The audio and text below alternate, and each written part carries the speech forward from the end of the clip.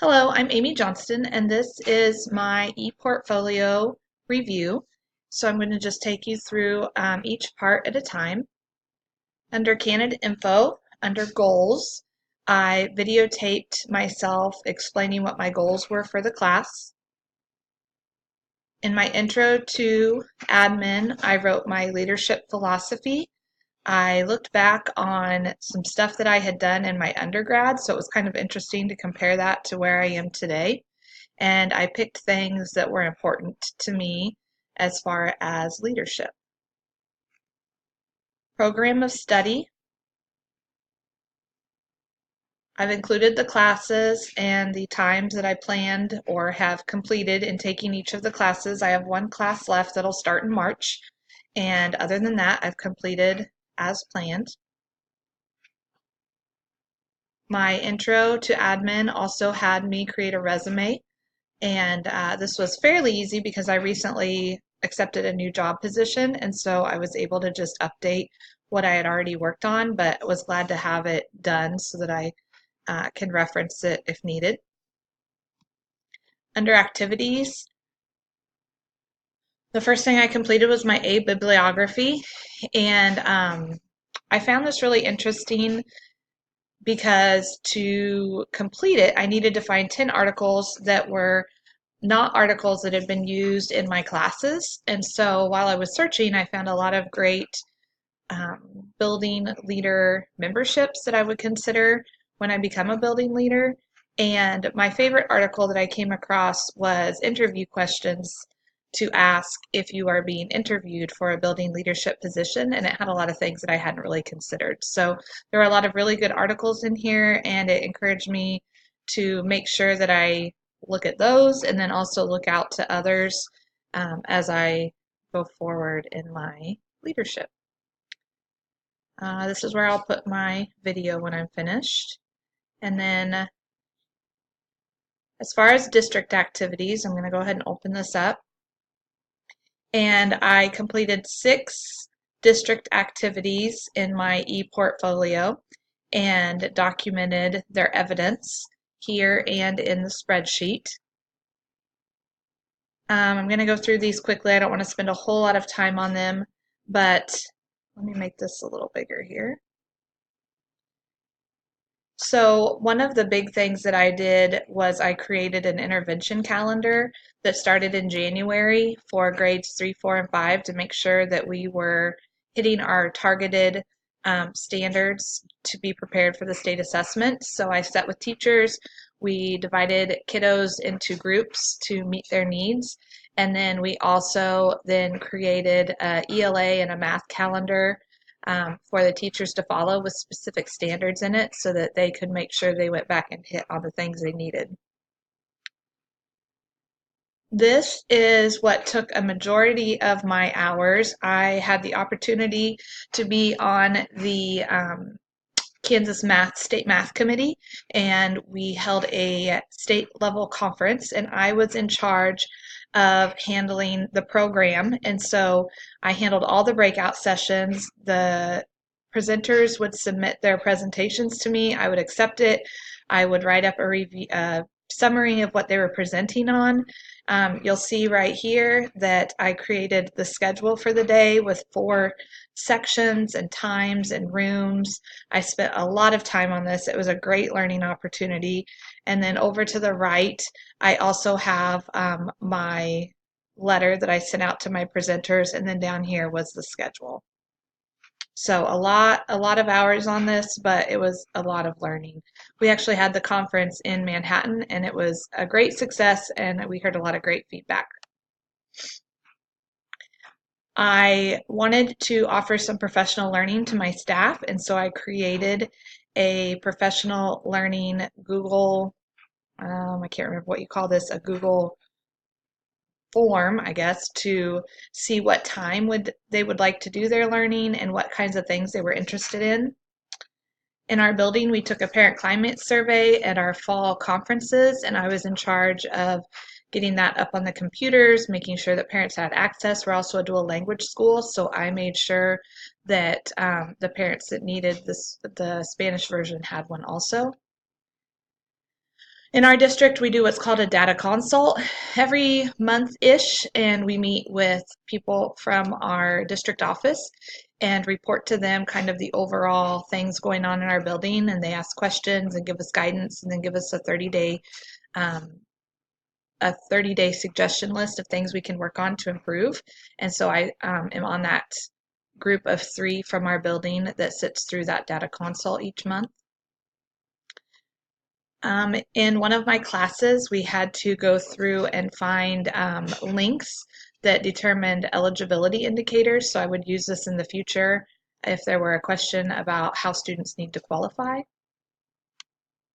Okay, let me back out of that and we will head over to elementary side. And since I am interested in elementary, that's where most of my activities come from.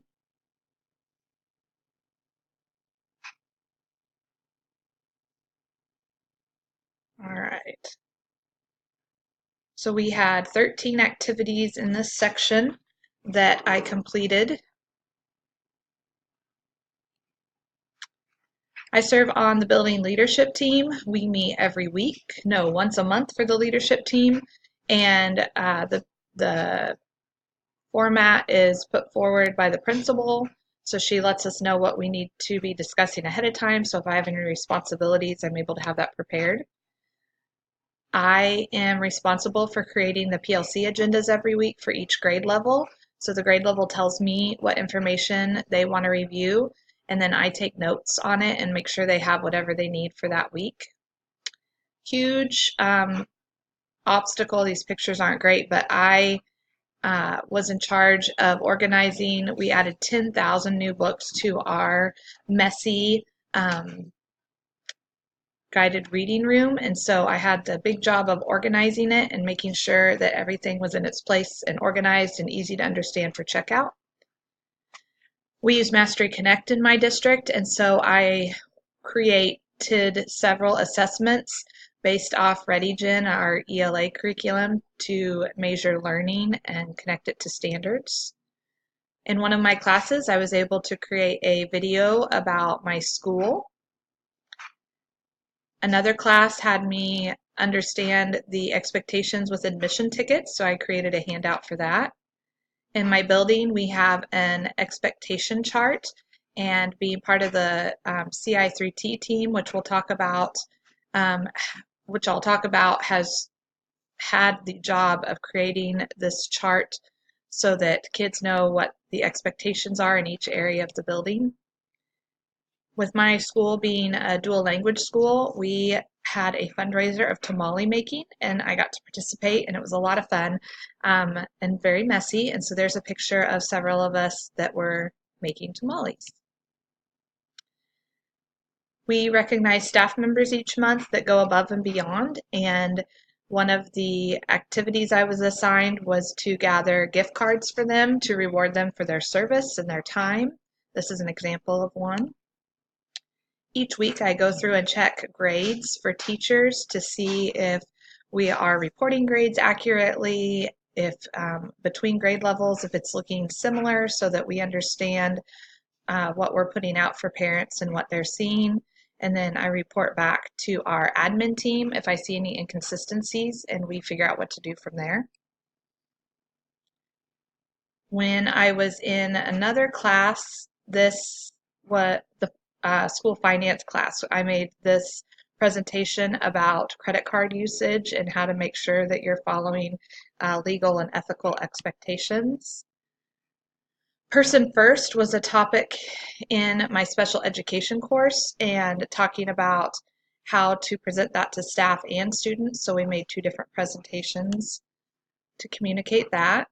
These are my admin minutes from one meeting. We have admin meetings every week, and we go over like every time we go over these new business items, like we compare our calendars, we make sure our data log's up to date, we look at kids that are doing check-in system and how that's going. So this is just representative of our admin meetings. And I'm going to go back out of that and go to The secondary, I'm going to skip reflection and I'll come back to that in a minute. So secondary, I completed 6 activities. Let me go to the present screen.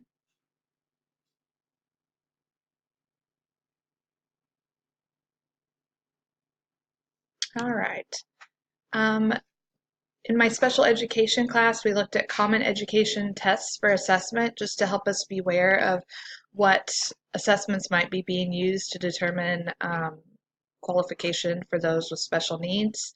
I created this chart for clinical supervision and how I defined it in another class.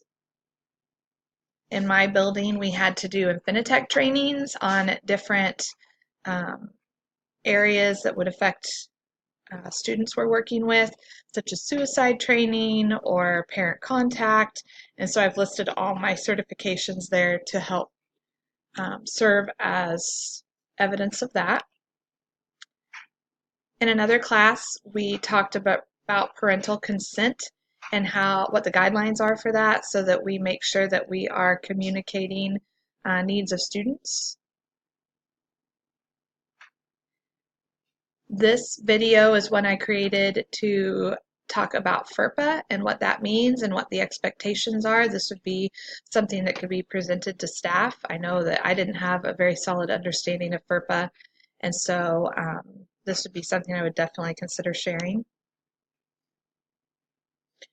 Thinking about IEP and how students with IEPs need to be disciplined differently or follow different expectations. This document I created so that it would be kind of a flow chart so that an educator could follow it if there was discipline needed for an IEP student to make sure that they were following the guidelines. Okay, back out. Okay, the next thing I want to share is my reflection.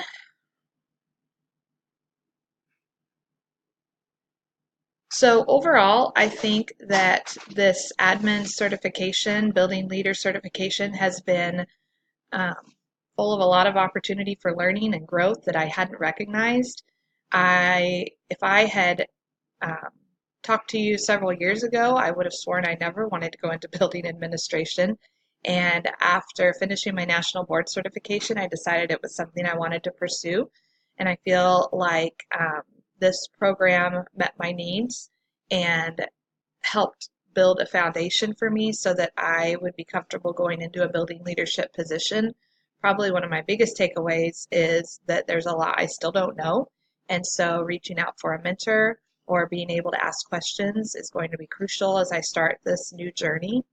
I also listed my plan of study reflection here and talked about how the classes impacted my learning. I listed the classes, the teacher, when I took it, what standards we worked on in each class. I also listed activities done in class and how it would impact my leadership in the future. All right, so the last part of my e-portfolio is the activity form, and this is just a Excel form or Google Sheets form, excuse me, of all of my activities and the hours and what standards they're linked to. And then after I finish my class that begins in March, I will plan my comp exam. So I look forward to that. Thank you very much for listening, and I've enjoyed this process.